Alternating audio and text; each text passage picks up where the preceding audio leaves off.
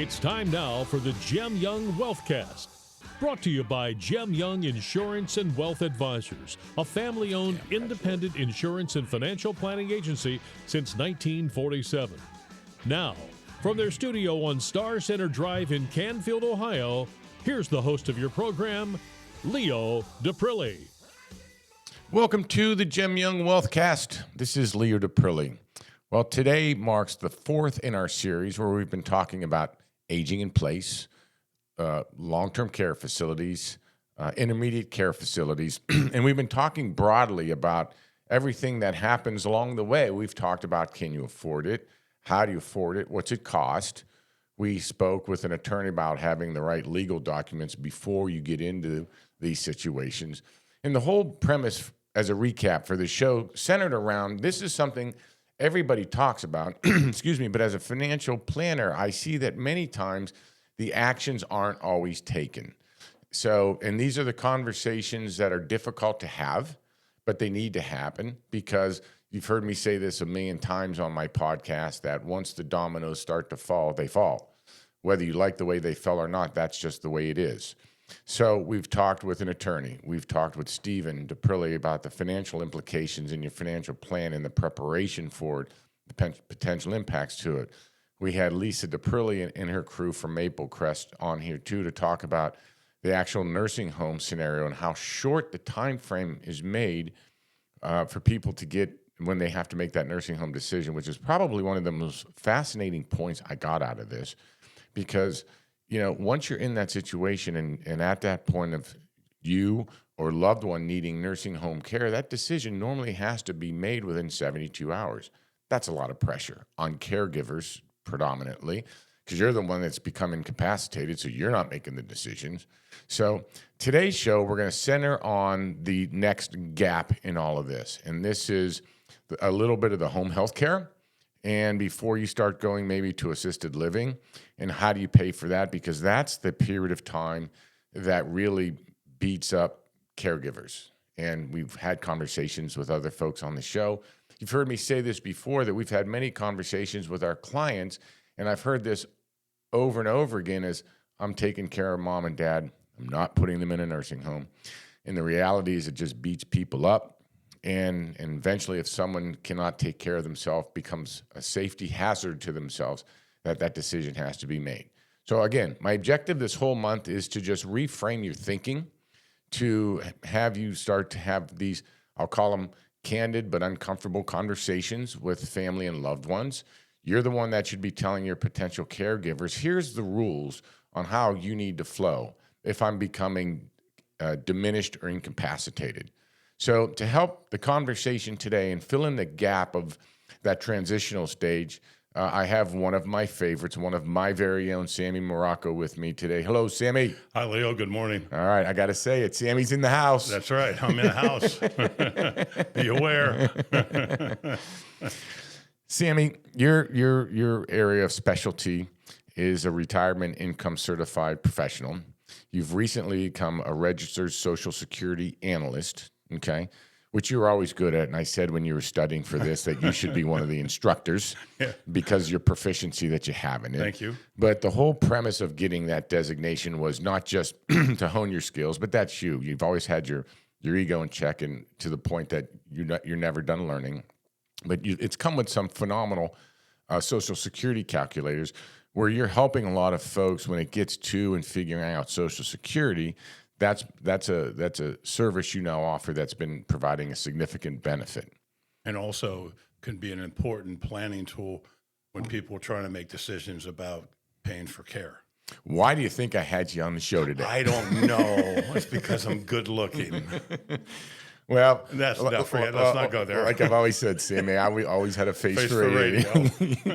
I have a nose for radio too. Well, let's hope they're just buying our knowledge, right? Yes, hopefully. And that's this whole transition part. This is where these conversations should be starting, because typically when you're having these questions about the best way to optimize your Social Security, which is a word you use a lot, instead of saying the best way to optimize it, figuring out other assets. Okay, all of this ties into the eventuality of declining health at some point. right? And it's not a default, okay, let's presume you're going to go into a nursing home, but your plans have to make provisions for that. Yes. Okay, so let's talk about, and I also want to add this to you, Sammy, because I'm going to ask you 15 questions at once. That's what I do. Yeah. Right. Part of the other challenge is, and there was a recent article in the Wall Street Journal that's saying more people are wanting to age in place. We totally get it. I want to do that as much as I can. I'm sure you want to do that as much as you can. But there's a lot that goes with it in terms of expense, making sure your house doesn't become a weapon against you without you knowing it. Because if you're comfortable, you don't look at your house as basically becoming a weapon against you, where you could get hurt, seriously hurt, or Right. injured. Exactly. Leaving a stove on that you forgot about, and then you go by and put your hand on it. Right. Little things like that. And I'm not talking big dramatic things. Just walking around the house, tripping, falling, losing your balance, not being able to be mobile yourself, and have to depend upon someone to get you something all the time. That puts a pressure on the family. From 3,000 feet, it says, "Oh, well, I can take care of my mother and my father. I can take care of them at home." But when the parent comes in and they start caring, it's a 24/7, and it's constant. It's not like, "Oh, well, I can sit with them for like 4 hours, and then I can go out and go do something, and then you got to come back," because that fear is when you leave the house, something could happen, and you're going to blame yourself for leaving. So one of the reasons I wanted you on the show today, you and I both have been in here in this business about 40 years each, and we've seen a lot, and we talk to a lot of people.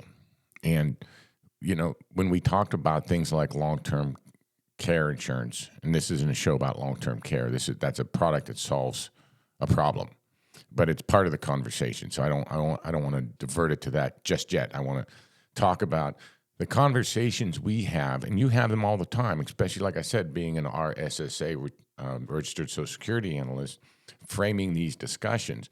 Give me some examples of conversations you've had with people, and have you, because I'm not always, and I'll start by saying, persuading people to do a better job getting nursing home prepped or aging prepped, I've not always succeeded, because a lot of people, it's like most conversations, it's intellectually they go, yeah, I know, but emotionally they're like, I don't want to deal with it, right? Mm-hmm. That's kind of been a lot of my experience. And then, like I said, once the dominoes fall, they fall.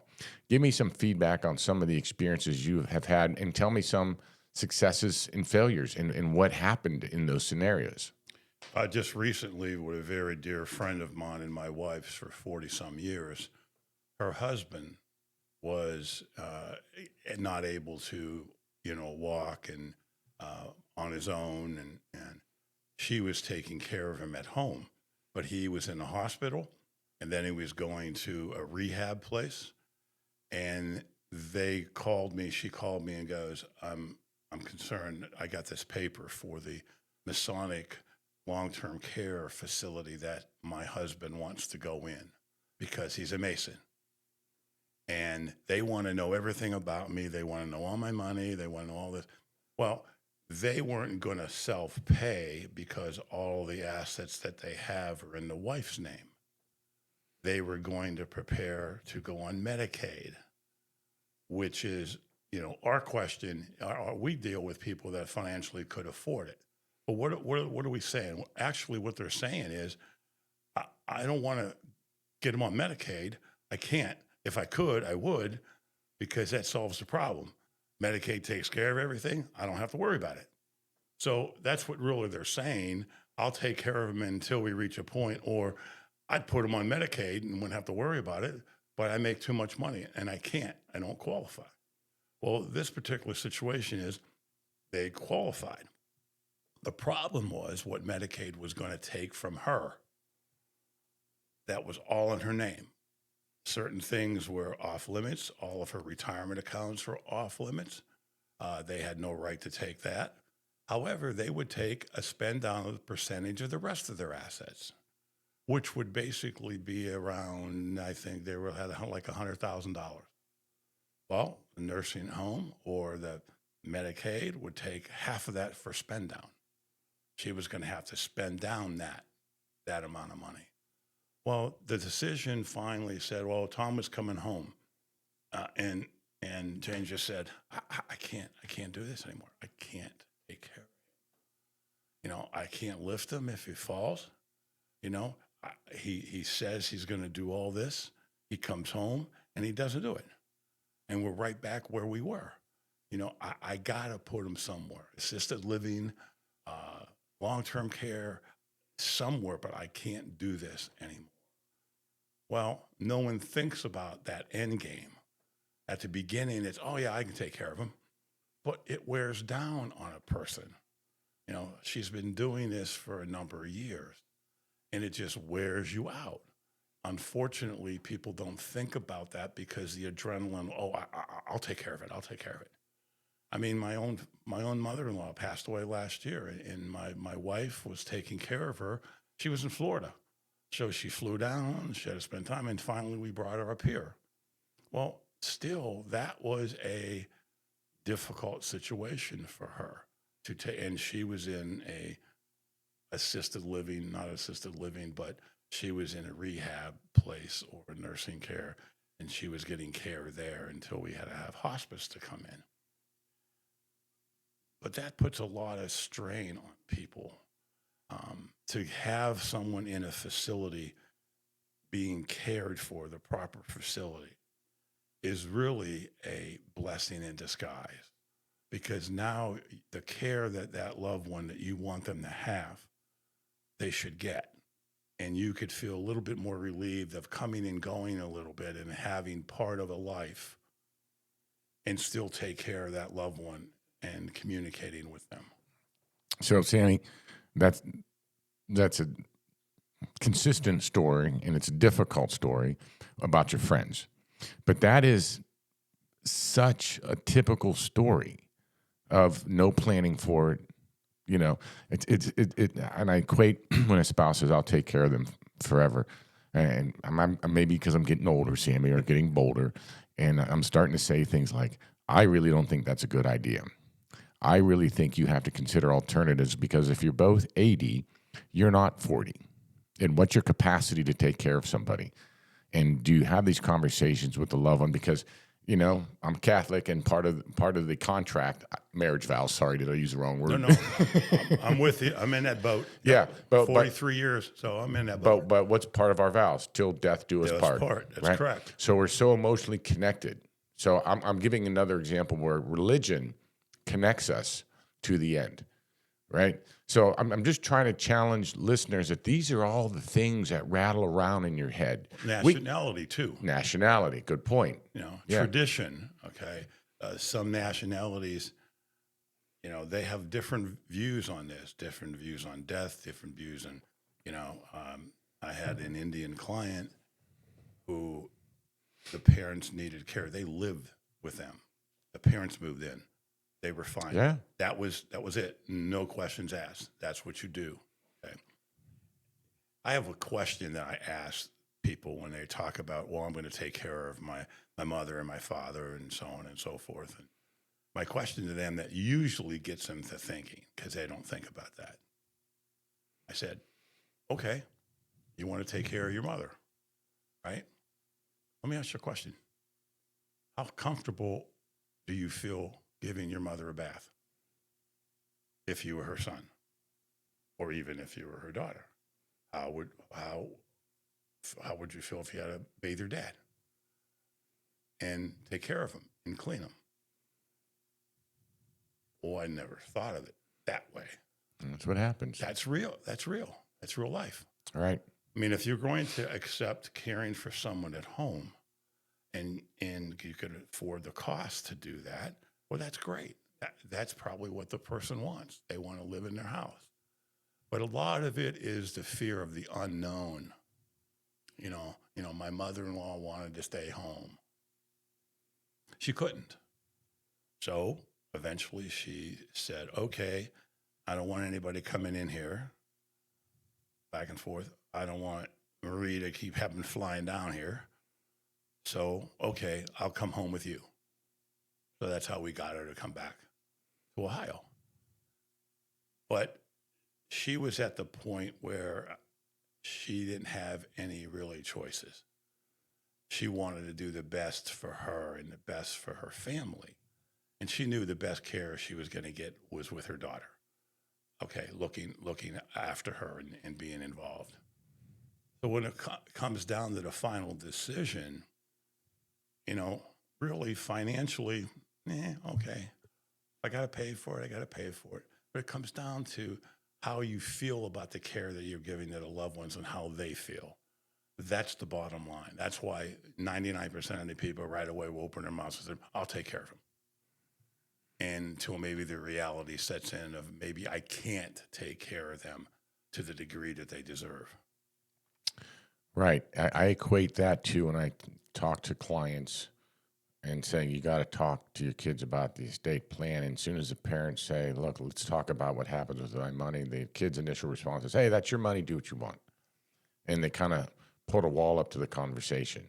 So, but Sam, you brought up a good point. I just want to reemphasize it, that as an understanding to listeners and an understanding to why people maybe don't have these conversations. Maybe it's cultural. Maybe it's religion. Maybe it's not just being uncomfortable having the conversation to begin with. And, if I can use your mother-in-law, very proud woman, lived into her 90s, fiercely valued her independence. Yes. Strong woman, okay? But the last couple of years, it became, and you and I talked a lot about this, and your wife, Marie, completely amazing on what she did for her mom and whatever it took. But, it's, like you said, there was frequent flights to Florida till your mother-in-law got to the point where she said, okay, I guess I can't. And then by the time you moved, and it was a process to get her up here because she was failing. Mm-hmm. So it's not like, hey, just let's get on a plane, go back to Youngstown sort of thing. Yeah. Right? It was an effort to get her back, right? And then you have to then, because of everything being late stage, then there's a lot that needs addressed. Housing needs addressed. Cleaning out housing in another state needing addressed. So what do we do? I don't know if she had a car. I think she did for a while, but having to deal with that. Having to deal with somebody passing in another state and having the probate laws of another state taking precedent over all of this. So and all of this stuff happens after the fact. Right. Everybody's got to come in after the fact. And right? it's sometimes it's more difficult. And you brought up a question about talking about finances to the children. Well, my wife was very hesitant on asking my mother-in-law about anything. My father-in-law was in the insurance business as a district manager. He had some stuff set up, but when he died, she did Zippo. So she was still taking money out of an account that was in his name from John Hancock. So, oh my. Now we had to unwrap that. Okay, see, that's a good point, because it's in his name. He's deceased. He's oh, deceased. Boy. And now she's deceased. Now she's deceased. Oh, boy. So we had to unwrap both of them. And then you needed a waiver from the attorney for the estate before you could move on. And then you need verification of who the beneficiaries of a trust or the beneficiaries were going to be from the children part of it. So it's not easy. And so, although, we kind of look back and say, well, we should have said something, you still respected, that decision not to invade their privacy because they were very private. So you dealt with whatever you had to deal with. But as I agree with you, and as I talk to my clients too, you need to be aware of, where things are, what's titled in whose name, who gets what, and make sure that as the estate legacy is transferred, that it does it properly, because it'll cause it. She died in November, and we still aren't done with dealing with John Hancock. Wow. After 6 or 7 months. Wow. And we're no further as of yesterday when my wife talked to somebody. And that's a great case in the human condition. Your father-in-law was a successful insurance agent, successful insurance manager, had everything done properly, but his wife was his spouse, right? And that was his profession, and he handles those things in the relationship. I always say couples are equal; they just do different things, right? But when he passed, so did the leadership of that part of the marriage, right? That she knew enough of it, of what she needed, but that's it. That's right. I bring that scenario up because that's also very common. When I have clients and the spouse that passes, male or female, doesn't matter, was predominantly in charge of the financial management. And that's how a lot of families seem to be. There's a lot that are dually engaged, but a lot defer many of it to one of the spouses, okay? And when that one passes, it's from a financial planning point of view, more of a challenge to get the remaining spouse as engaged as they need to be. Yes. Right. They have no confidence in knowing what the next step is, and there's no one left or close to the situation that could advise her on what to do and what not to do. So they just leave well enough alone. Can I disclose general ages for you and your deceased mother-in-law? What's that? Can I disclose ages? Yeah. Yeah. Because I want to make a point to that. Yeah. This isn't young people dealing with this. Sammy's in his 70s. His mother-in-law was in her 90s. And the most people around other than you are retired. So it's like retired talking to retired, right? Yep. But just Marie respecting her mom's privacy, which is honorable, but from a financial perspective, we're roadblocks. Mm-hmm. Because you don't have to answer this, but I'm sure you didn't even know the financial affairs that if she had to go into some sort of a long-term care facility, her ability to pay. Because a lot of folks of your mother-in-law's generation, their money was kept very close to the vest. Oh, absolutely. Right? Yeah. That's why I think I've become such an advocate of disclosure and discussion to the generations below them because of all of these things. You're cleaning it up and you know what to do. You'll have it done. But the point is there's a lot less that needed to be, right? Correct. Yeah. Okay. So how about your friend and his wife? They are at the point now where she filled out all of the documents for the Masonic home. Okay. But that was a 2-year waiting list to get in. Jeez. We are now preparing she has to make a decision if she's going to spend down stuff now or wait until the point where the decision is made that he has no other option but going into a skilled care nursing facility and go on Medicaid. Whether he likes it or not. Yeah, whether he likes it or not. Right. Sammy, this is good stuff. We want to get into more of this, and I want to get into how we help solve the problem of paying for transitional care, right? Okay. This is Leo DePrilli. This is the Gem Young Wealthcast. We'll be back after this break. At Gem Young Insurance and Wealth Advisors, we know insurance can feel complicated and overwhelming. That's why our team is here to listen, understand your unique situation, and provide solutions that work for you. From home and auto to life, plus a team dedicated just to commercial insurance, we help protect what matters most without the stress. Don't wait until an issue arises. Call Gem Young Insurance and Wealth Advisors at 330-533-7941 to schedule your fit meeting and get the protection you need today. Hey there, this is Dan Rivers. Friends, if you're planning for a work-optional lifestyle or looking for financial insight or just want real conversations that help you make smarter decisions, we've got you covered. Listen to the Gem Young Wealthcast anywhere you get your podcasts, including Apple Podcasts, Spotify, and the iHeart app. And now you can watch the full video podcast on their YouTube channel. Gem Young Wealthcast with Leo. New episodes every week featuring professionals, local leaders, and conversations that matter.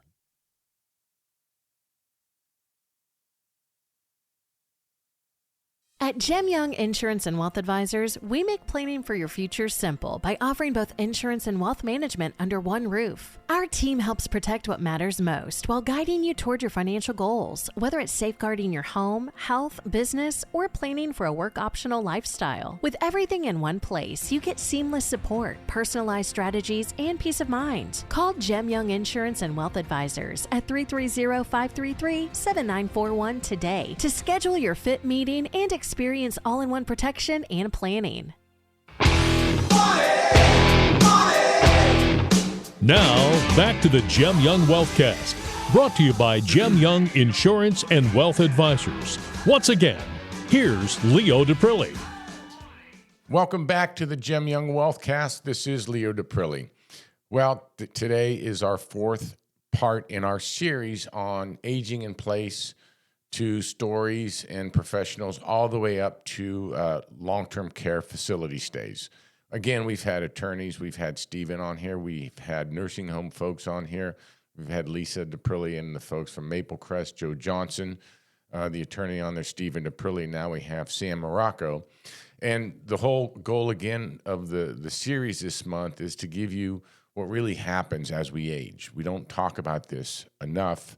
We experience it. We have to manage it. We have to deal with it, whether it's emotionally, financially, culturally, or religiously. All of these components complicate the way the end-of-life care often happens. So this is my personal mission, is to make people think about what really happens and hopefully compel a few people to act.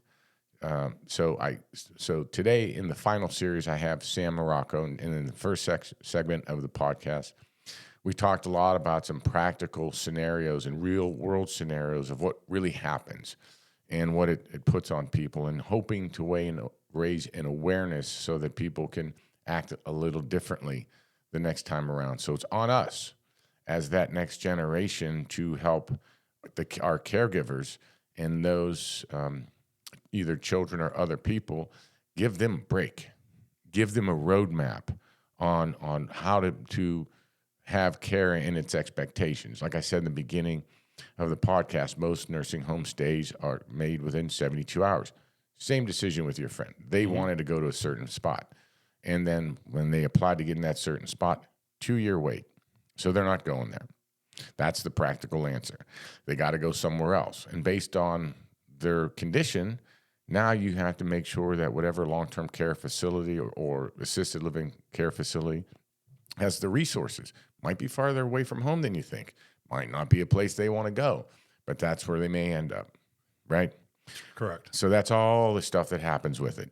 And, our responsibility that we take very seriously is to give our clients a different perspective, a different point of view. Similar to when we have a client come in and wants to do some stuff with his money and prepare, that you, me, and Steven and one of the planners sit down and say, okay, what do you think? What do you think? What do you think? Give me your opinion. Give me your opinion. Because I can see things through my eyes. You see things through your eyes. It may give a different perspective. Oh my God, yeah, that's better. Okay, and that's what our responsibility is to our clients. Not the egotistical say, you got to do this and you got to do that and you got to listen to me. No, it's listen, here are some choices. Here are some things that you need to become aware of. A, B, C, D. And guess what? There's E and F that we haven't talked about that you've got to think about. I know it's tough to talk about those, but you have to be aware. You've got to make the decisions in this area, and you should be prepared. And if we can do that, we've done our job. Again, I'm not making this a long-term care show, but part of where the idea of this series came from is just about everybody that comes to see us and engage us in our services wants to talk about long-term care insurance. And when we show them their long-term care options, and if they're older, like late 60s, early 70s, it doesn't really make sense from a cost point of view. No. When they should be making these decisions in their 50s, they're still feeling vibrant. So even though everybody wants to have their conversations, and even though this is a great tool to solve some of the transitional issues and the long-term care issues that could affect somebody, people rarely buy it. That always scratches my head. But that's kind of where the idea for the series came from, that everybody wants to talk about it, but there's not a lot of action to solve it. Well, I think just like anything, you are approached or you begin the conversation at a certain point, at a certain age, and you say, "Yeah, okay, that makes sense. I'd like to do that. I think it," and then something happens and you get distracted, and you forget about it. 10 years later, oh yeah, that was a while. Gee, that was 10 years ago. Sure. Now it's 10 years later, and now some of the solutions don't make as much sense, or they're not as feasible financially as they were 10 years earlier. But there still are solutions that are practical. Let's say, what's the old expression? There's a lot of those, I can't help you on that one. What's that? There's a lot of those Yeah, I old know. expressions. Anyhow, if you need to do it, if the priority is there, if you want to do it bad enough, it's a priority. You're going to do it no matter what the cost is. If you really want to take care of that situation, and if it's a top priority in your particular financial plan and for your family and for your family's future, you're going to do it. And the expressions, well, I guess I have to do it. I got no choice. Okay, so let's find the best way. Least cost, and let's be able to take care of it. So, again, not a product discussion, but let's talk about a feature that often gets overlooked in long-term care insurance. Mm-hmm. And that's if you're needing some home health care, that some of the long-term care contracts will pay for in-home care, right? If you're meeting certain conditions. Well, yeah, but for the long-term care policy, okay, which is out of vogue for a lot of different reasons, but that long-term care contract could cover assisted living at 100%. It could cover long-term care facility at 100%. 100% of the limit of the policy. Just want to be clear there, yes. Not necessarily the 100% of the cost. They may only have 50% for home health care. And that's what you have to be careful of when you go to a long-term care contract, because it could be 100%, 100%, 100%, but it could be 50%, or it could be 80% for assisted living, and it could be 100% for long-term care. So there's different types of because the cost depends upon how much percentage of coverage you have and how much per day you want to cover. And that's why years ago when I sold that individual long-term care contract, it was a little bit more feasible, but it becomes more expensive because the contract premiums go up all the time. And if you don't use it, you lose it. So we have had 3 or 4 other different ways in our industry came up with to combat that. And, one would be, life insurance with a long-term care rider on it. That's a solution that is kill 2 birds with 1 stone. You're not throwing your money away because the money goes into a life insurance policy. There's the death benefit if you die, but if you go into a assisted living, it'll pay you 4% of the death benefit per month for home health care, assisted living, and long-term care. And it is an indemnity contract, not a reimbursement. Indemnity means the money goes directly to you. You use it however you want to use it. Reimbursement means you got to pay for it first, and then the company will reimburse you for the expense. You got to prove that you spent it on care. So we always obviously want to look for the indemnity one because the money goes to you, and then you take care of it as the caregiver, do whatever you want with the money. They don't care. Once it comes out of the contract and given to you, then you do what you want with it. There's also a hybrid type of contract where, you may have a lot of assets, IRA, 401k, brokerage account. You could take a percentage of that money, lump sum, put it in a contract called a hybrid, and it would be both a life insurance policy, a long-term care policy, an annuity that gives you growth so that if you don't use the money, it still grows so you don't lose it. Okay. And then there have been products that are annuities that will provide you with guarantees and growth, but have a long-term care provision in it that if you need care, you could take the money out and it will pay. So that's 1, 2, 3 different, and fourth is pay on your own, and fifth is, okay, let me just buy the long-term care policy, which in your example, if you're in your 70s or 80s, it's just unfeasible because you get nothing back for it. It's still like throwing money away. So we do have solutions, okay? But it's just like the old expression, you could drive a horse to water, but you can't make him drink.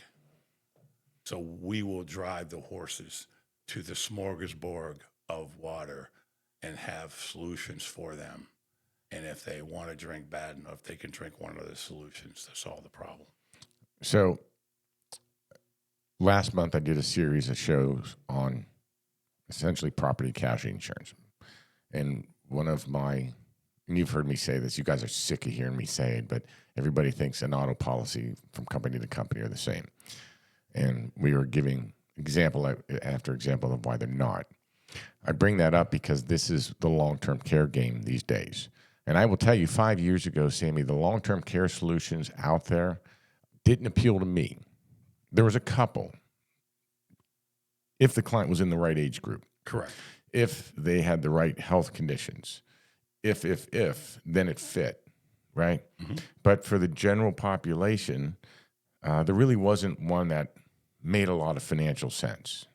The insurance industry knows this and seen because, quite frankly, they'd come out with these products and how they had them priced, and sales were awful. So they're like, the product just didn't resonate. So in today's world, to your point, the industry has been pretty creative to come up with better long-term care solutions. And to, as you pointed out, this is where you have to pay attention to the contract you're buying. But more importantly, and I say this no matter what insurance you buy, before you sit down and have the conversation about what the benefits are, have the conversation about what you want the outcome to be, right? And then find the best product that gets you as close to your outcome. Don't be sold features and benefits. We see that all the time in the insurance world, and that makes me cringe. Yes. Right? And I won't get into the product grouping, but I say there's a specific product in the insurance game that to its core, it's a good product, but it's so grossly oversold, it makes me nuts, right? Yes. So that's why I say do your homework first. This is where AI can help you finding out knowledge of saying, what do I want my outcome to be? And then when we can help provide that solution. So there are a lot more options. And the reason I brought up about some of these policies will provide an indemnity for home health care, I bring that up from a societal perspective and from if that's a family member providing that care. Sometimes family members are saying, I'm quitting work because I got to take care of mom and dad. Mm-hmm. I've cut back on work because I can take care of mom and dad. We'll be fine. We got to cut back, but we're going to do that because we promised mom and dad we'd take care of them. Right? Well, a long-term care contract that will pay whatever, 50, 80, 100% of home health care, you can actually use that money to pay your caregivers, right? Correct. So now that might make it easier for you that if one of your children want to help you, and it might put financial stress on them to help relieve that. This is all about why the pre-planning is so important. Right? Yes. The industry over the years have kind of gradually took a stair-step approach. At the beginning, it was how do we compete with the long-term care policies out there, the companies. Well, we'll put a better contract. We'll do this. We'll put this provision in and that. So they started there, and that stepped up a little bit. And then there was always the issue of underwriting. I got to qualify for this, health-wise. and then the premium increase. So that the next wave came to with, oh, okay, well, there's a hybrid. We can make a hybrid out of it. Take a lump sum of money, or you could pay it so much over 10 years, and it'll a combination of three things. And that has minimal underwriting because it's not necessarily going to pay out just for one thing. It'll pay out for two or three things, and life insurance companies on the hook anyhow. So how the money comes out, okay, it doesn't really matter as long as they get the premium in it. So that was another step up. And the final step up is now that they have annuities, indexed annuities, that have a long-term care rider on it, which they would either double your income for 5 years to help the cost, or they would pay out a percentage of the amount of money that you put in the annuity for home health care, assisted living, and long-term care provisions. So that solves the underwriting because you don't have to underwrite to get an annuity. You just have to put money in it. So now they have kind of stepped up their game and now provided with individuals 5 different ways to protect or to have money for care. So, 5's better than 1. Well, it goes back to, and say 10 years ago, see, I mean, just for listeners in history, 20, 25 years ago when the long-term care policies came out, they crazy good benefits, seemed super cheap. And I've talked about this on the show in the past where, the lapse pricing that insurance companies do, that they expect somebody to cancel every year. People didn't. So it actually blew up the industry. That's the quick Yep. Recap of that. So the industry, like they always do, goes completely the opposite direction. So the products they came out with, I went, well, these are lousy. If you could grow, and it was one of those things, Sammy, that, with what they were charging in premiums, if you invested that money over 7 to 10 years, you would have in your investment the amount of your benefit. So I'd be like, okay, if you're 65 and if the average nursing home stay doesn't start till 80, I would say I'll take the 15-year gamble, right? Yep. And if we just invested those premiums, would we build up our own long-term care pot? Sure. In many cases, that's what we've done. Yep. That's Okay. right. That's right. But now the pricing is different. The offerings are different. So if you're someone, and like I said, this is not a product endorsement, but the annuities now with the long-term care option is, it's not new, but they were lousy before, right? Yeah. Now there's some appeal to them. Yes. So I bring this up by saying from a strategic point of view, one of the things we do here at Gem Young Wealth Advisors is we don't close our mind just because something was lousy in the past doesn't mean it's going to be lousy in the future. Correct. So we're always looking to see where their solutions are. So, this is a way, and again, the whole objective of this is risk management, whether it's risk mitigation, risk transference. You hear me talk about risk a lot, and how I'm helping people, listeners, clients, reframe how they think of these things.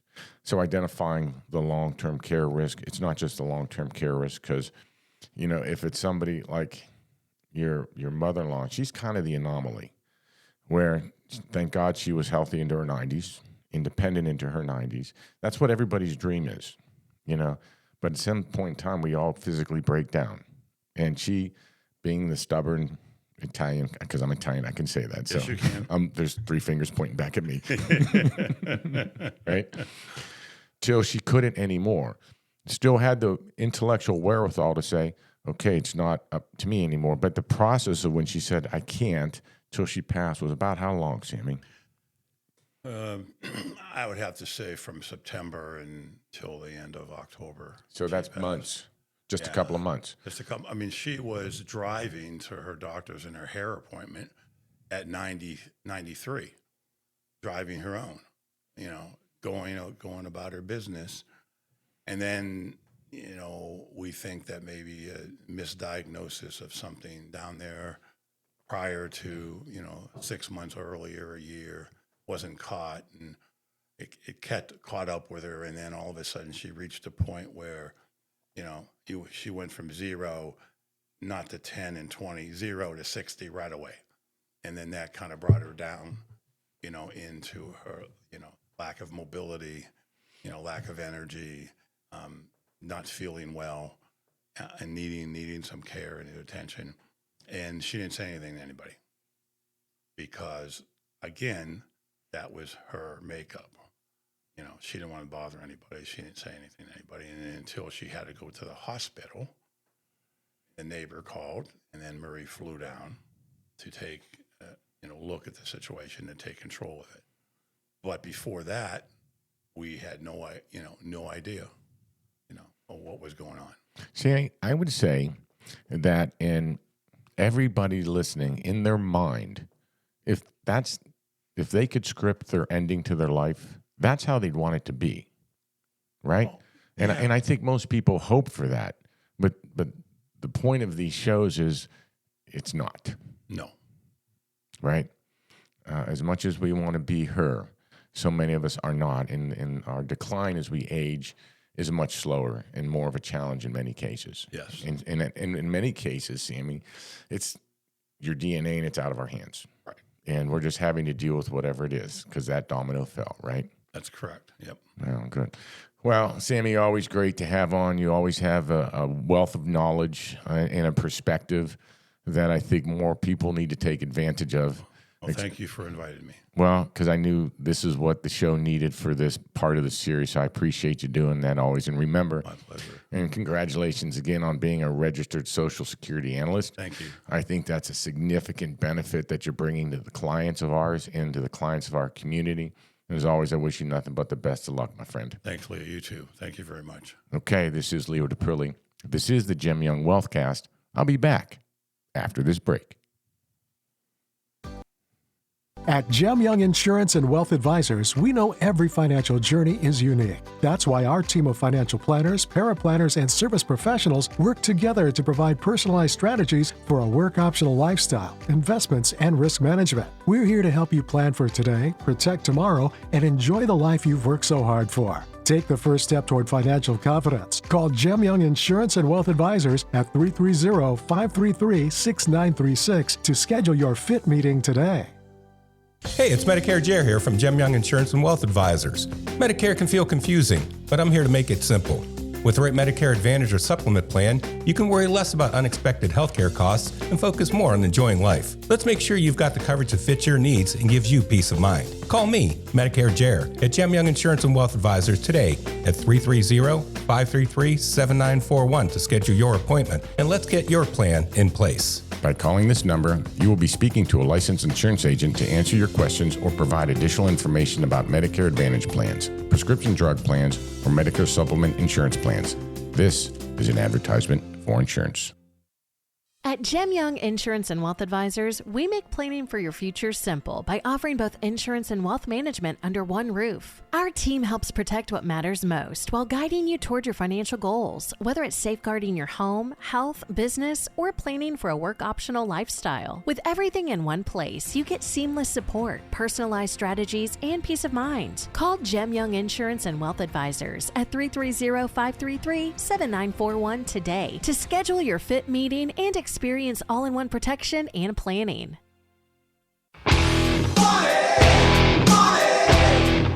Now, back to the Jem Young Wealthcast, brought to you by Jem Young Insurance and Wealth Advisors. Once again, here's Leo DePrilly. Welcome back to the Jem Young Wealthcast. This is Leo DePrilly. Wow, that was a great show. Sammy's always a great guest. But I got to tell you, this whole series really became a passion of mine. Because I just see how we move in the world, and I see the challenges that this creates. And I know, and I've said this before, that these are hard conversations, and I know that. But again, here at Jem Young Wealth Advisors, we're going to talk about anything and everything your money, even if it's not entirely comfortable. But it's to enlighten, it's to educate, it's to make you feel normal. Because a lot of you experience these emotions of what we've been talking about for the last 4 weeks. Many of you have had to deal with some of these aspects.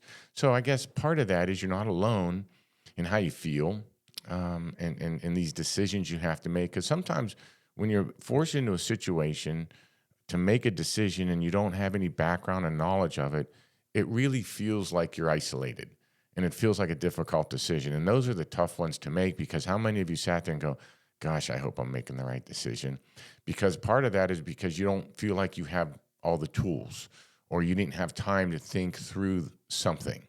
So again, that's also part of the mission of the series this past month, was to not just give you the tools, but to acknowledge the human condition. You know, and today I thought Samuel did a great job bringing up the human conditions of, you know, we all, and you've heard me say this on the show before, we all have our biases, and having biases is not a bad thing like so many people think. It's biases because of the way we're raised. It could be because of our culture. It could be because of our religion. And those are the things that formulate our decision-making process. So, and we're always trying to, because I believe most people are good, and I believe most people are trying to do the right thing. I always believe that. But when you're in that situation and you don't have the tools, then you're always doubting yourself. And sometimes when you don't feel like you have the tools, sometimes there's guilt that goes with the decision. I know that for all these years of being a financial planner and all these years of studying behavioral finance, of how all of these pieces and parts intertwine, and how what seems like a simple, logical decision could have so many different emotions pushing from behind that it makes making that decision differently. A perfect example of that is a husband and wife where one of them's passionate about something and the other's looking at the same perspective from a logical point of view, and they don't understand each other. It's not that the problem isn't understood, it's what's coming into the bias that came into that decision affected that person's position, and that's many times where it creates the conflict. So I really hope you enjoyed the series. I know I did. As always, I'm trying to help you, and I'm selfishly learning like crazy along the way, so I appreciate it. I appreciate you listening to the podcast. We're available right after the show anywhere you get your podcast, or check out our YouTube channel. This is Leo DePrilly. This is the Jem Young Wealthcast. Until next time. At Jem Young Insurance and Wealth Advisors, we make planning for your future simple by offering both insurance and wealth management under one roof. Our team helps protect what matters most while guiding you toward your financial goals, whether it's safeguarding your home, health, business, or planning for a work-optional lifestyle. With everything in one place, you get seamless support, personalized strategies, and peace of mind. Call Jem Young Insurance and Wealth Advisors at 330-533-7941 today to schedule your fit meeting and experience all-in-one protection and planning. At Jem Young Insurance and Wealth Advisors, we know insurance can feel complicated and overwhelming. That's why our team is here to listen, understand your unique situation, and provide solutions that work for you. From home and auto to life, plus a team dedicated just to commercial insurance, we help protect what matters most without the stress. Don't wait until an issue arises. Call Jem Young Insurance and Wealth Advisors at 330-533-7941 to schedule your fit meeting and get the protection you need today. Hey there, this is Dan Rivers. Friends, if you're planning for a work-optional lifestyle or looking for financial insight or just want real conversations that help you make smarter decisions, we've got you covered. Listen to the Jem Young Wealthcast anywhere you get your podcasts, including Apple Podcasts, Spotify, and the iHeart app. And now you can watch the full video podcast on their YouTube channel, Jem Young Wealthcast with Leo. New episodes every week featuring professionals, local leaders, and conversations that matter.